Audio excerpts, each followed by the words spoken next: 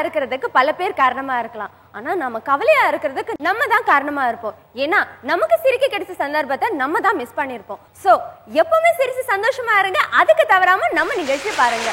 இப்போ நம்ம நிகழ்ச்சிக்கு போலாம். So that can you have our two judges on stage please?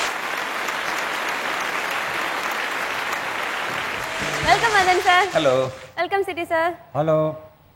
இப்போ வானத்தை பார்த்தோம்னா நீளமாக இருக்குது, கடலை பார்த்தோன்னா அங்கேயும் நீளம் இருக்குது, நம்ம செட்லேயும் நீளம் இருக்குது, சாண்ட்ராக்கிட்டையும் நீளம் இருக்குது.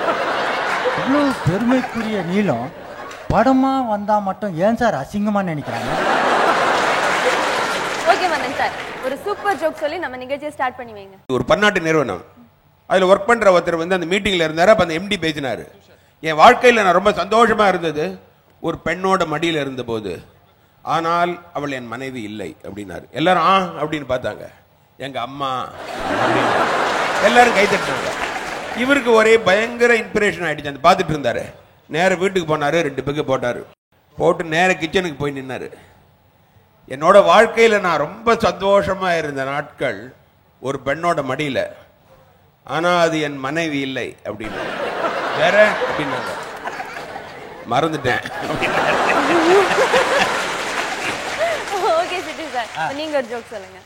நான் ஒரு ஜோக் சொல்கிறேன். அதாவது ஒருத்தர் இன்டர்வியூக்கு போகிறார். இன்டர்வியூக்கு போன உடனே வேலையில் செலக்ட் ஆகிடுறாரு. ஓகே சார், நீங்கள் செலக்ட் ஆகிட்டீங்க, நீங்கள் என்ன சம்பளம் எதிர்பார்க்குறீங்க? ஒன்றும் இல்லை சார், எனக்கு ஒரு 1 லட்ச ரூபாய் மாதம் சம்பளம் கொடுத்துருங்க, ஆஃபீஸ்க்கு வந்து போக கார் கொடுத்துருங்க, ஒரு சிக்னல் பெட்ரூம் ஃப்ளாட் ஒன்று கொடுத்துருங்க அப்படின்னாரு. இன்டர்வியூ எடுத்தவர் அப்படியேன்னு பார்த்துட்டு, இல்லை இல்லை இன்னொன்று, உங்களுக்கு நான் 2 லட்ச ரூபாய் சம்பளம் தரேன், 2 கார் தரேன், டபுள் பெட்ரூம் ஃப்ளாட் தரேன் அப்படின்னாரு. இவன் கேட்டேன், இன்டர்வியூக்கு ஒன்றும் ஒன்றுமே புரியல. சார் என்ன சார் கிண்டல் பண்ணுறீங்களான்னு. கோயால முதல்ல ஆரம்பிச்சது யாரா? சாதாரணமா இந்த கோல்டன் கெஸ்ட் அப்படிம்பாங்க இல்ல. இப்ப இது வந்து நீல வண்ணம்னு நம்ம பேசிட்டு இருந்தோம். அவரோட பேரே பொன் வண்ணம். அவர் ஒரு டைரக்டர், ஒரு ஹீரோ, ஒரு கேரக்டர் ஆர்டிஸ்ட். பருத்தி வீரன்ல இவர் பண்ண ரோல் தான் இருக்கிறதுக்குள்ளே கஷ்டமான ரோல். ரொம்ப ரொம்ப நான் சொன்னதுலே யாரும் தெரிஞ்சுட்டு எனக்கு தெரிஞ்சிச்சு. என்ன ஏன் பாக்குறீங்க? அதான் தெரிஞ்சு போச்சு. நான் எதுக்கு சொன்னா, அதான் சொன்ன உடனே தெரிஞ்சு போச்சுட்டீங்க. நான் வேற சொல்லணுமா? அதுக்கப்புறம் அவரை கூப்பிடுங்க, அவரே வந்து சொல்லுவார். நம்ம சீஃப் கெஸ்ட் நான் வெல்கம் பண்றேன். நீங்க 2 பேரும் உங்க சீட்டுக்கு போங்க. ஓகே வரேன் சார். இன்னைக்கு நம்ம நிகழ்ச்சிக்கு chief guest the great director cum actor mister Ponvannan sir அவர்கள் தான் வந்திருக்காங்க. Let's welcome him on stage please.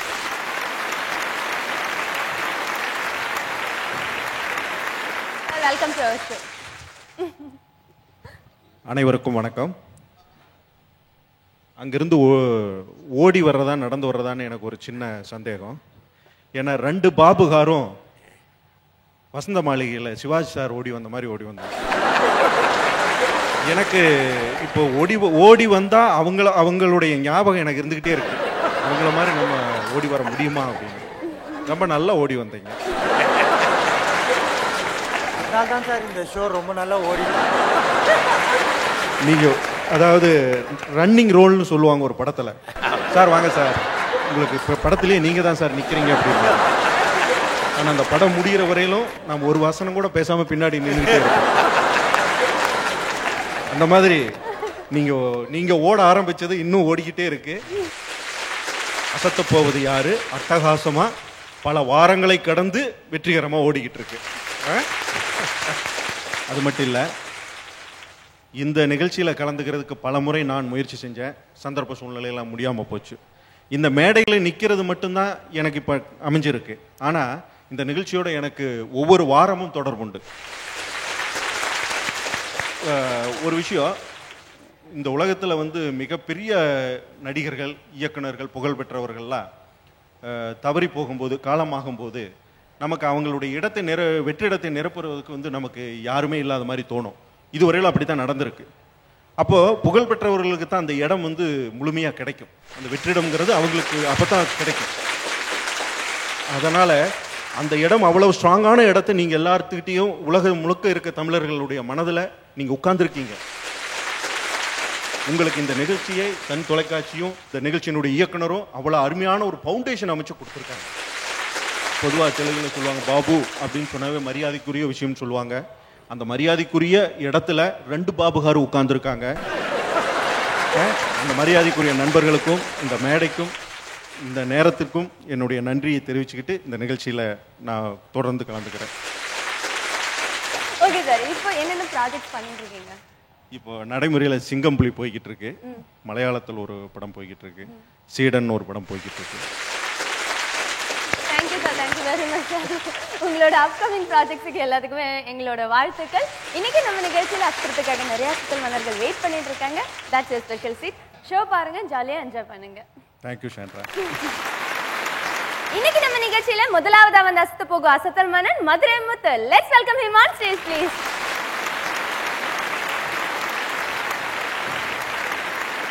Sun தொலைக்காட்சிக்கு அதனை பார்த்து பரவசம் அடைகிற பார்வையாளருக்கும் நல்லதொரு நன்றி வணக்கத்தை சொல்லிக்கொண்டு என்றைக்கும் போல எங்கள் நிகழ்ச்சியை உற்சாகத்தையும் நல்ல தன்னம்பிக்கையும் ஊட்டுகிற மரியாதைக்குரிய மதன் பாஸ் அவர்களுக்கும் சிட்டி பாஸ் அவர்களுக்கு நன்றி சொல்லிட்டு தோப்பாளி சான்றா அவர்களுக்கு நன்றி சொல்லிக்கொண்டு நம்ம நிகழ்ச்சி இன்னைக்கு சிறப்பு வைக்க வந்துள்ள சிறப்பு விருந்தினர் பல்வேறு குணச்சித்திரம் வில்லன் சொல்லி அவர் ஏற்காத தோற்றங்களே கிடையாதுன்ற அளவுக்கு நல்ல ஒரு சிறப்பான நடிகர் மரியாதைக்குரிய திரு பொன்வனன் சார் அவர்களை நிகழ்ச்சிக்கு வருகன்னு வரவேற்று வணங்கிட்டு கண்ணதாசன் ஒரு மெடிக்கலுக்கு போனோன்னு பார்த்துட்டு இத்தனை மருந்துகளா அப்படின்னு கேட்கலையா, இத்தனை நோய்களா அப்படின்னு இருக்காரு.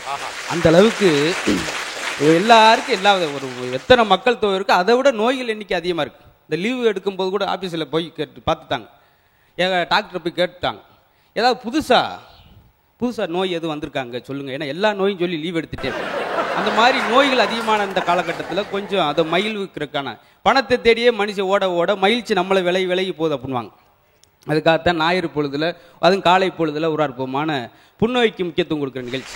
ஏன்னா நம்மளுடைய கவலை இன்னொருத்திட்ட சொல்லும்போது அது 150 குறையும் அப்படின்வாங்க, அது இன்னொருத்திட்ட சொல்லும்போது 25 குறையும், அடுத்த சொல்லும்போது ஒன்றுமே இல்லாமல் போயிடும் அப்படின்வாங்க. ஆனால் மகிழ்ச்சி அப்படி இல்லை, நம்ம மகிழ்ச்சி இன்னொருத்திட்ட சொல்லும்போது 100 200 மாறும், அவன் அடுத்த சொல்லும்போது 200 300 மாறும் அப்படின்னு சொல்லுவாங்க. மகிழ்ச்சி அப்படி இரட்டிப்பாக்கிட்டே போகிற விஷயம், அதை மேலும் மேலும் மக்களுக்கு இரட்டிப்பாக்குற நிகழ்ச்சி. ஏன்னா இன்னைக்கு நம்ம பேசுகிறதே சாதாரண நகைச்சுவாத்தான் பேசுவோம். ஏன்னா வாடகைக்கு வாங்கி பேசுறது தமிழ்நாட்டில் மட்டும்தான். என்ன பேசுறான்னு கண்டுபிடிக்க முடியாது. ஒரு டிராபிக் போலீஸ் நின்றுக்கிட்டு வேகமாக ஒரு காரு சீரிட்டு பாஞ்சு போகுது, என்னடா இவ்வளவு வேகத்தில் வர 160க்கு மேலே அவனை விடக்கூடாதுன்னு சொல்லி அவரும் பின்னாடியே விரட்டி போறார். போய் ஒரு 60 கிலோமீட்டருக்கு அங்கிட்டு போய் நிறுத்திட்டார். நிறுத்து வா, அதெல்லாம் அவர் சொல்ல வர்றாரு. முடியாது அந்த ஃபைனை போட்டு ஃபைனுக்கு 2500 கடைசியில் பார்த்து இவரே அந்த 2000 கட்டினார். ஏன்னா அவன் கார் ரேஸில் போகிறவனை போய் விரட்டி போய் பிடிச்சி ஃபைன் போட்டா, அவன் போகிறதே போட்டிக்கு, அவன்கிட்ட போய் ஃபைன் போட்டால் என்ன நடக்கும்? 2 வீலரில் போகும்போது 3 பேர் வந்திருக்காங்க, டேய் 3 பேர் போகக்கூடாதுல்ல, தெரியுமில்ல ரூல்ஸ் தெரியுமில்ல, இப்படி போனீங்கன்னா ஏதோ ஆக்சிடென்ட் ஆகி செத்துட்டேன் என்னடா செய்யறது? இல்லைங்க கடவுள் எங்கள் கூட இருக்காரு. ஓ 4 பேர் போகிறீங்களா நீங்கள், உண்டங்கடா ஃபைன் அப்படின்னு இருக்காரு. கடவுள் ஒரு ஆளாக சேர்த்துருக்காரு, கடவுளே இருக்கு. இதெல்லாம் சாதாரணமாக பேச்சு நடைமுறையில் பழகிக்கிற விஷயங்கள். இன்னொன்று, நம்ம இளைஞர்கள் இன்டர்வியூக்கு போவோம், அது ரொம்ப சுவாரஸ்யமான விஷயம். போயிட்டு வந்த உடனே கேட்டார், பெரிய தக்குரி முட்டா போய் நீ இன்டர்வியூவில் பாஸ் பண்ணதாண்டா எனக்கு ஆச்சரியமாக இருக்குது. என்ன கேட்டாங்க, என்ன சொன்ன? ஒரே கேள்வி ஒரே பதில், ஆஹா பிரமாதமாக இருக்குது. என்ன கேட்டாங்க, என்ன சொன்ன? 1 லட்சம் தாரங்களான்னு கேட்டாங்க, 2 லட்சம் தாரம்னே, முடிஞ்சு போச்சு அப்படின்ட்டா. ஏன்னா இன்னைக்கு நடைமுறையில் உள்ளதையும் பேசணும், அதான் நடக்குது அப்படின்றக்காக சுருக்கம் முடிஞ்சு போச்சு. இன்னும் சிலர் இன்டர்வியூ பிட்டடிப்பாங்க. உள்ள ஒருத்தன் போகிறேன், கேள்வி வைக்கிறாங்க. முதல் கேள்வி, இந்தியாவின் பிரதமர் யார்? மன்மோகன் சிங். Very good. வருஷத்தில் எத்தனை நாட்கள்? 365 நாட்கள். Very good. செவ்வாய் கிரகத்தில் மனுஷன் வாழ முடியுமா? விஞ்ஞானிகள் கண்டுபிடித்து கொண்டிருக்கிறார்கள். வந்துட்டான். இவன் விடையை மட்டும் கேட்டுக்கிட்டே இருந்தவன் அடுத்து இவன் போகிறான். உன் பேர் என்ன? மேதகு மாண்புமிகு மன்மோகன் சிங் அப்படின்னு இருக்கான். மேதகு மன்மோகன் சிங் ஒருவேளை இருந்தாலும் இருக்க அனத்த கண்டம். சரி உன் வயசு என்ன? 365 நாட்கள் அப்படின்னு இருக்கான். ஏன்னா பிறந்தவனையோ பதில் சொல்ல முடியும் ஒருத்தன். அவன் அப்படியே கொஞ்ச நேரம் சொரிஞ்சார், கிள்ளியும் பார்த்தாரு, என்னடா நம்ம என்ன இப்படி ஒரு கொடூரமான ஆள் வந்து பதில் சொல்லிக்கிட்டு இருக்கான். மறுபடியும் 3வது கேள்வி கேட்பான், இல்லை என்ன முட்டாளா நீ, விஞ்ஞானிகள் கண்டுபிடித்து கொண்டிருக்கிறார்கள் அப்படின்னு இருக்கான். தேவையா? அதாவது ஒரு ஆளை காப்பி பண்ணோம்னா என்ன ஆகும்ன்றது இதான் நடைமுறையில். ஒரு ஆஃபீஸ்க்கு கடவுள் வந்திருக்காரு. ஏன்னா வைரமுத்து சொன்ன மாதிரி கவர்மெண்ட் வேலை என்பது காலையில் கைதாவி மாலையில் விடுதலை ஆகுது அப்படின்பாரு. அதனால ரொம்ப கஷ்டப்படுறீங்களா பாவியலா அப்படின்னு சொல்லிட்டு ஏதாவது கேளுங்க அப்படின்னா, ஒரு டைப்பிஸ்ட் நான் வெளிநாட்டில் போய் அமெரிக்காவில் போய் பெரிய கோடீஸ்வரனாக வாழணும், அப்படி ஆகட்டும், சரட்டுன்னு மறைஞ்சிட்டான். அடுத்து இங்கிட்ட ஒரு கிளர்க்கு, என்னையா நீ சோகமாக இருக்க, நான் ஜப்பானில் போய் ஜெகஜோதியாக வாழணுங்க, போதுங்க இந்த வாழ்க்கை அப்படின்றாரு. அவன் மறைஞ்சு விட்டான். மேனேஜர்கிட்ட உங்களுக்கு என்ன வேணும்? எப்பா டூட்டி டைம், இங்கே வந்து அங்கங்கே போய்கிட்டு கூட 2 பேரும் இங்கே வரணும் அப்படின்றார். டக்குன்னு அவங்க 2 இங்கே வந்துட்டாங்க. இவன் உன்னை கேட்டு போனா எவனும் சந்தோஷமா இருக்கக்கூடாது. அதுல நம்மால் ரொம்ப குறிக்கோளா இருக்கவேன் நாம சந்தோஷமா இருக்கணுமா, தமிழ்நாட்டில் எவனும் சந்தோஷம், அது ஒரு குறிப்பு. அவங்களுக்கு பாவம், அதுல அவங்களுக்கு ஆனந்தம் பாவம். அப்படி நான் பேங்க்ல போய் சொன்னேன்னு சொன்னாங்க, செக்கு யாரில் பேரில் போட, மனைவி பேரில், அக்கௌண்ட் பேயின்னு போடுங்க. அவளை கோவத்தில் அக்கௌண்ட் பேயின்னா அந்த பிள்ளைக்கு பேயா, எதுக்கு சேலரியை வாங்கி ஒய்ஃப்ட்ட கொடுக்குறீங்கன்னு சொல்லுவாங்க. பேயை வாங்கி பிசாசிட்ட தாங்க கொடுக்கணும் அப்படின்வாங்க. அதில் ஒரு ஏன்னா அவங்க இப்போ சம்பளம் தாங்க கொடுத்தோன்னு 10 பைசா கிடைக்கான்ற வகுத்தறிச்சல் பேசியிருக்காங்க. சரி பேங்கில் எப்படிங்க லோன் கேட்குறது? நீங்கள் நகையை காட்டி கேளுங்க 50,000 ரூபா தருவாங்க, நிலத்தை காட்டி கேளுங்க 80,000 தருவாங்க. உங்களுக்கு நல்லா வேணுமா, துப்பாக்கி காட்டி கேளுங்க பூராத்தையும் கொடுப்பாங்க, வாங்கிட்டு விரும்பி வீட்டுக்கு வந்துருக்கா அப்படின்ட்டா. ஏன்னா கேட்குற முறையிலேயே இத்தனை வகைகள் இருக்குது, நம்மளுக்கு தான் தெரியாமல் வந்திருக்கும். அது தெரியாமல் அம்மா எதாவது பெரட்டிக்கிட்டு பட்டாவை தூக்கிட்டு தெரிஞ்சுக்கிட்டு மேடையில் பேசும்போது பாருங்களேன், சாதாரண ஒரு ஆள் பேச்சாளர் போயிட்டு இருக்கார், பின்னாடி ஃபயர் சர்வீஸ் லாரியை கொண்டு போயிருக்காங்க, பின்னாடி அவர் போகிற பக்கம்லாம் என்னங்க அந்தாலும் ஆனால் பறக்க பேசுகிறானையா, அது வாட்டுக்கு பக்கத்தில் குடிச்சு புகஞ்சிரும். இன்னொரு ஆள் பேசும்போது கவனிச்சுட்டு குழப்பிட்டாங்க பூரா, ஏன்னா பேச்சில் குழப்பிருக்காரு. நான் ஒரு பிரம்மச்சாரி, ஏன்னா ஆன்மீக பேச்சாளர், நான் ஒரு பிரம்மச்சாரி, எங்கள் அப்பாவும் ஒரு பிரம்மச்சாரி, ஏன் எங்கள் தாத்தாவும் ஒரு பிரம்மச்சாரி. இவங்க ஒரு யோசிச்சிருக்காங்க, எப்படி அவர் பிரம்மச்சாரி, எப்படி இத்தனை குழந்தை வந்துச்சு. இன்னொன்று நம்ம கணவன் மனைவிக்குள்ள சொல்லுவோம், ஏன்னா குடும்பம்ங்கிறதுல அதில் என்ன நடக்கும். அந்த பிள்ளை ரொம்ப சோகமாக சொல்லியிருக்கு, நம்ம டிரைவரை உடனே மாற்றுங்க. ஏண்டி என்ன இது வரைக்கும் 4 தடவை ஆக்சிடென்ட் பண்ண பார்த்துட்டான், விடுடி இன்னொரு தடவை வாய்ப்பு கொடுத்து பார்ப்போம். ஏன்னா இப்போ சாகன்றது அவனுக்கு ஆசை. நான் கடவுள்கிட்ட போகும்போது பாருங்களேன், ஒரு மன்னர் வந்து ஒருத்தனை கைது பண்ணி கொண்டு விட்டாங்க, ஒரு திருடனை. அவனுக்கு தண்டனை கொடுக்க போகும்போது, ஐயா என்னை விட்டுருங்கய்யா, நான் 3 கொண்டாட்டிக்காரையா. உடனே அரசு சொன்னார், அவனை அவுத்து விடுங்கப்பா பாவம். என்னங்க 3 கொண்டாட்டின்னு உடனே அவுத்து விடுறீங்க? ஆமாம் தண்டனை அனுப்பிச்சுக்கிட்டு தானே இருக்கான், ஏன்னா ஒரு கொண்டாட்டிக்கே நம்மளால் பெரிய தண்டனை இருப்பான். ஏன்னா ஒரு ஆள் ஊரில் சொல்லியிருக்காரு, நல்லா வாடி போடின்னு தான் சொல்லுவேன் ஒய்ஃபை, நல்லா வாங்கடி போங்கடி தான் சொல்லுவேன். ஏன்னா அவனை அந்த ஆளுக்கு 4 ஒய்ஃபு அப்படித்தானே சொன்னா தானே குறுப்பாக வந்து குறுப்பாக போவாங்க. அதாவது உதரை திறக்கும் போதெல்லாம் அடுத்த ஒரு இதயத்தை திறக்கும்படியாக இருக்க வேண்டும். ஒரு குடும்பத்தில் ஒரு மருமக இருக்கா, மாமனார் திட்டுறார், மாமியார் திட்டுறாங்க, வீட்டுக்காரன் திட்டுறார்.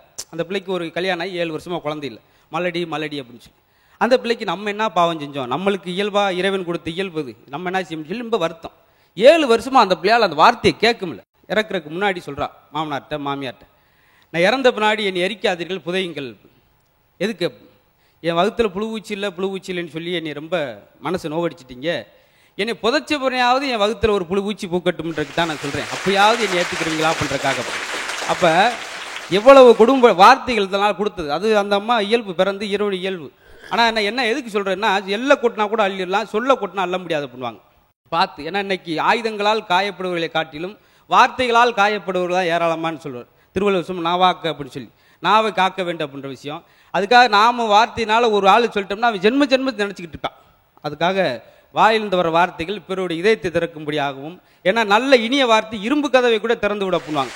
அதுக்காகத்தான் சொல்கிறேன். அதனால் என்ன வாழ்க்கை சுருக்கமாக சொன்னோம்னா என்ன வாழ்க்கை அப்படின்னா, 6 அடி உயரத்தில் நடமாடி அங்குல அளவு இதயத்தை வைத்துக்கொண்டு ஒரு 1/2 அடி வயிற்றுக்காக வாழ்கிற வாழ்க்கையில் வந்து எத்தனை போராட்டங்கள் மென்மையாகவும் ரொம்ப பண்பாகவும் மாத்திரக்கு இனிய வார்த்தையில் உதித்தாலே வாழ்க்கை போராட்டம் இல்லாமல் பூந்தோட்டமாக மாறும் என்று பெரியவங்களாம் சொல்லியிருக்காங்க. அதனால் வாழ்க்கை பூந்தோட்டமாக மாறுவதற்கு இந்த நிகழ்ச்சி உங்களுக்கு உறுதுணையாக இருக்கும் என்று சொல்லி இந்த நல்ல வாய்ப்புக்கு நன்றி சொல்லி விடைபெறுகிறேன். நன்றி, வணக்கம்.